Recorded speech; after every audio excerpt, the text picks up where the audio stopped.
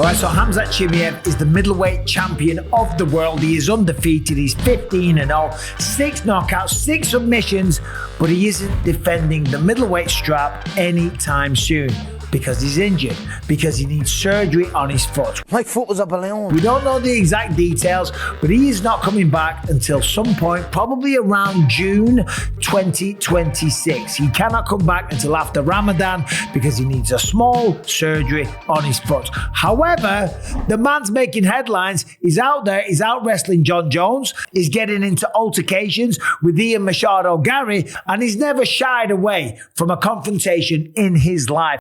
Everybody! However, the middleweight division is probably sitting around going, what is going on? Come on, get back in there because the division's got to keep moving. So let's start off with the weekend. Obviously, at UFC Qatar in Doha, he was there with Arman Tsarukyan. Now, we know these two have been training partners for quite some time. We know Khamzat Chimaev is a crazy wrestler, and whatever he was doing, whatever help he gave to Arman Tsarukyan, it definitely helped because Arman Tsarukyan looked better than ever, went out there and just kind of destroyed Dan Hooker. Made it look easy, but don't worry, we're not talking about that. When I went in to interview Arman Tsarukyan, Khamzat was in the cage. I went over, I shook his hand, I said, how you doing, champ? And I tell you what, he is looking big. How he ever made 170 pounds is crazy. Then, after that, he saw Ian Garry backstage. Ian Machado, listen, he's a cocky son of a bitch. He just is. He's one of the cockiest bastards you will ever meet in your life.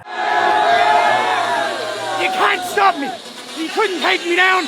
And Islam, he came to your camp and he couldn't do it. So try do it yourself. Bring that belt, bring that record, and I will see you wherever you want, my friend.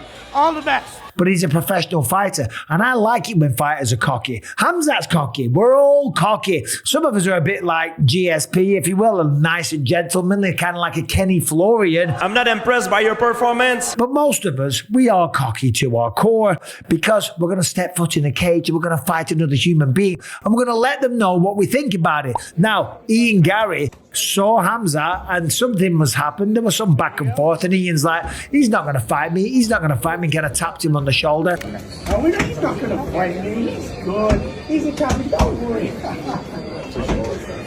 What's wrong?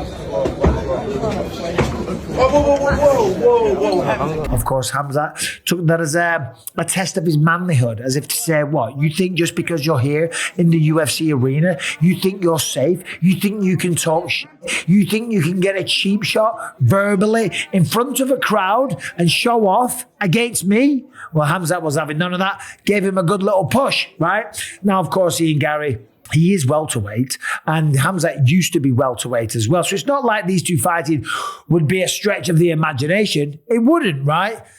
But he knew there was a crowd around and nothing was going to happen. And Ian Garry called him childish and all this kind of stuff. And I said it was a bit like playground stuff, a bit pushy and stuff like that. Because it is, right? It is kind of childish. However, Khamzat Chimaev is a man that you don't want to mess with. You don't want to trifle with this guy. He's a very, very serious human being, and he's a little bit crazy as well. You see it in the way that he fights. You see it in the way that he dominates people, the way he picks people up, has a conversation with Dana White, then slams them down and chokes them out. Or when Kevin Holland apparently tried to touch gloves at the start of the fight and he just takes him down and chokes him out. Gerald Meerschaert knocked him out in 17 seconds. This man took fights in 10 days when he first came to the UFC, but just lately hasn't been fighting too often, unless you count the altercation that he just had with Jon Jones. This just tells you how good Khamzat Chimaev's wrestling is. We know Jon Jones, the greatest of all time. We know he out-wrestled a lot of people, including Daniel Cormier. He was able to take him down, was able to take down Cyril Gard, no problem whatsoever. But when he's in an altercation with Khamzat Chimaev in the street, and yes, they were messing about. Yes, it was a bit of,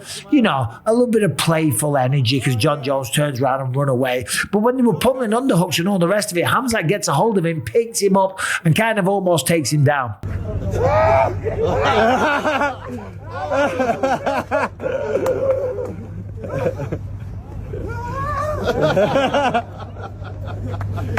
As I say, Jones was messing around, and the energy isn't, you're not serious, you're messing around. And sometimes when you're the bigger guy, you let the smaller guy have an advantage over you because it's It's not masculine to get worked up and fired up and try and dominate the smaller guy. And certainly that's what Jones is going to do. He's going to play around. He's going to let Khamzat have his way because he's being humble, okay?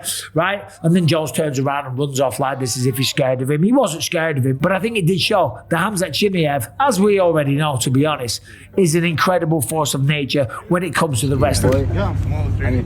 Yeah. That was plenty. We know that. Just ask Dricus du Plessis. Just ask everyone that he had his way with.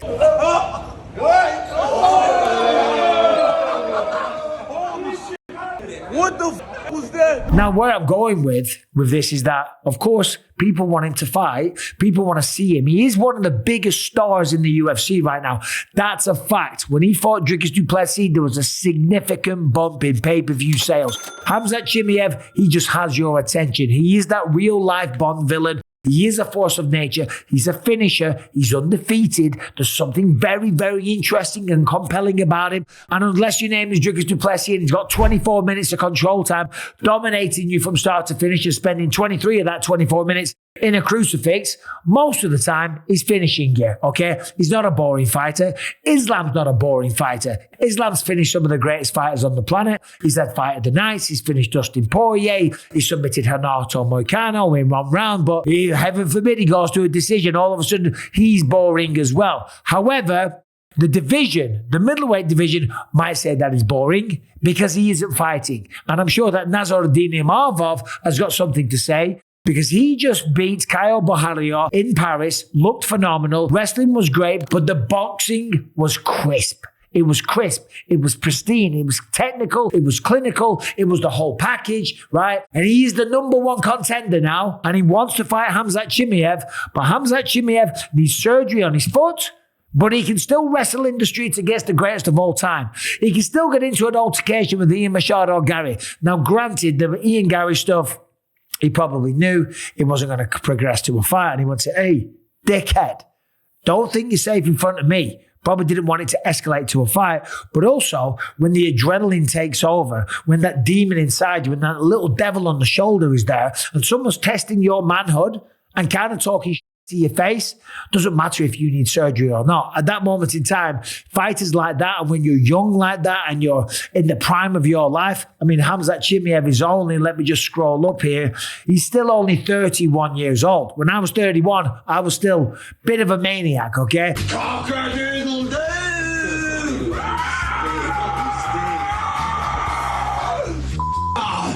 I'm a little hungover. As you get older, and certainly when you retire, you mature and you step away from that fighting lifestyle. But anyway, he knew right then and there that he wasn't going to get into a fight with Ian Garry. However, if he had, it doesn't matter because you're losing your temper. You're getting mad. You're getting emotional. Your emotional intelligence is failing you, and the testosterone and the anger takes over. That's why a lot of these guys become fighters in the first place, because they have those kind of issues, and then ultimately it boils over to where they're getting into fights. And then therefore they channel that aggression through wrestling, through boxing, mixed martial arts, whatever it is, you name it. They have an urge and a love for competition, and that's why they become champions. Now, Nasruddin Imavov is the #1 contender, and he's probably not going to get to go up against Khamzat until about April, May next year. Ramadan finishes in March, and then he's going to have to do a full training camp. I don't think Khamzat's going to do a training camp through Ramadan. Maybe he will. Some fighters have. I wouldn't advise it, but again, I'm not a Muslim. I've never done that. I don't even know what it feels like to fast for that long. I've done a 3-day water fast, and let me tell you,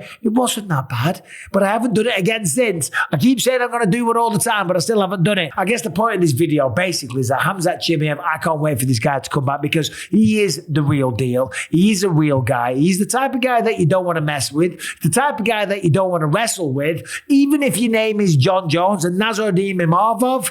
When you do get to fight him, if you do get to fight him, which I think you will, which I think will probably be April, May next year, it'll be one of the biggest middleweight title fights in a long time, and Imavov better be working on his wrestling. Anyway, let me know what you think about everything that I just said. Subscribe and ring the bell. See you soon.